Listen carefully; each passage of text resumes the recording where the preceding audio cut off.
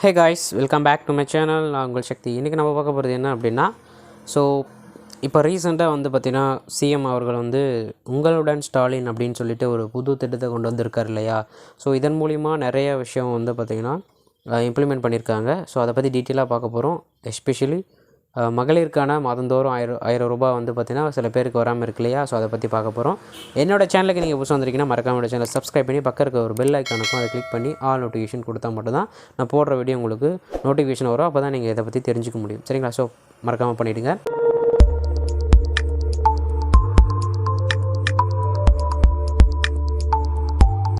Okay, இப்போ வீடியோக்குள்ளே போகலாம். ஸோ இந்த உங்களுடன் ஸ்டாலின் என்ற திட்டத்து மூலிமா வந்து பார்த்திங்கன்னா கிராமங்கள் தோறும் நகர்ப்புறங்கள் தோறும் நிறைய ஸ்கீம் வந்து பார்த்திங்கன்னா இம்ப்ளிமெண்ட் பண்ணிகிட்ருக்காங்க.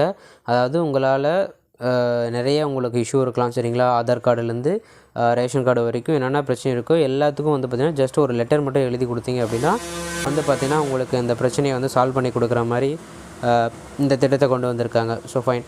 ஸோ இந்த விஷயத்தை பற்றி தான், அதிலும் எஸ்பெஷலாக வந்து பெண்களுக்கு வந்து பார்த்திங்கன்னா உங்களுக்கு இப்போது பேருந்தில் இலவசமாக பயணம் செய்யலாம் அப்படின்னு சொல்லியிருக்காங்க. அது இல்லாமல் உதவித்தொகை மாதந்தோறும் 1000 ரூபாய் வந்து பார்த்திங்கன்னா உதவித்தொகை கொடுத்துட்ருக்காங்க. சரிங்களா?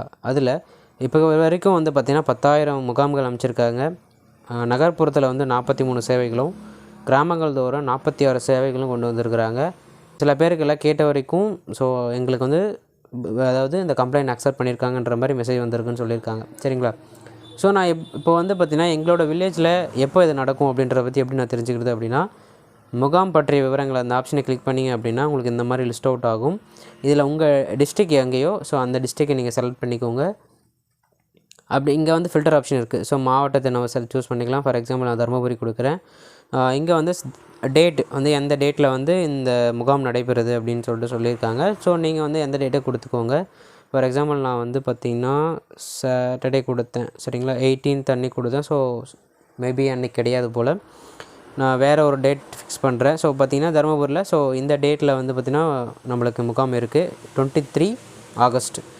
இந்த பக்கம் அட்டவணை பிடிஎஃப் பதிவு இருக்குது அப்படின்னு அந்த ஆப்ஷனை கிளிக் பண்ணிங்க அப்படின்னா உங்களுக்கு பிடிஎஃப் ஒன்று ஓப்பன் ஆகும். ஸோ அதில் வந்து உங்களோட தாலுக்காவில் உங்கள் டிஸ்ட்ரிக் உள்ள தாலுக்கா இருக்கு இல்லையா, அந்த தாலுக்காவில் வில்லேஜில் எங்கே நடைபெறுது இந்த முகாம் அப்படின்றத பற்றி முழு விவரமும் அதில் கொடுத்துருப்பாங்க. ஸோ நீங்கள் அதை பொறுத்து நீங்கள் எந்த மாதிரி விஷயம் வந்து உங்களுக்கு பிரச்சனையாக இருந்தாலும் ஸோ அதை நீங்கள் அவங்களுக்கு தெரிவித்தேன் அப்படின்னா உங்களுக்கு கண்டிப்பாக அதை ரிசால்வ் பண்ணி கொடுப்பாங்க.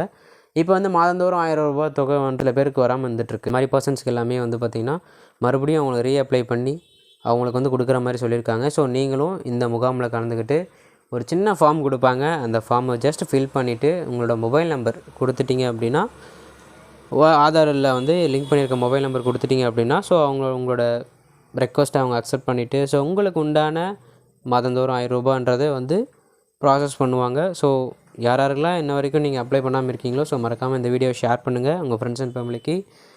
ஏன்னா இது மூலிமா நிறைய பேர் பயனடைஞ்சிட்ருக்காங்க. ஸோ நீங்களும் அதை யூஸ் பண்ணிக்கோங்க.